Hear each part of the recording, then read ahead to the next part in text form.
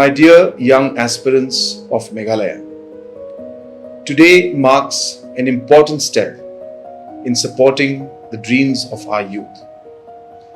For many years, our representation in the civil services has declined, and Meghalaya has not seen an indigenous candidate enter the IAS since 2013.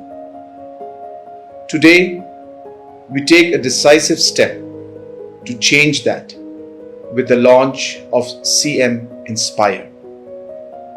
Through this scheme, candidates who clear the prelims will receive 50,000 rupees and those who clear the mains will receive 1 lakh rupees, helping reduce the financial burden of preparation. This initiative is designed to empower meritorious candidates and encourage our youth to aim higher and serve the nation with dedication and pride. I encourage all eligible aspirants to apply through the Meghalaya Administrative Training Institute portal when applications open.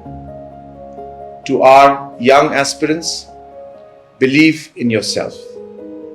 Stay committed to your goals and know that the government stands firmly with you on this journey.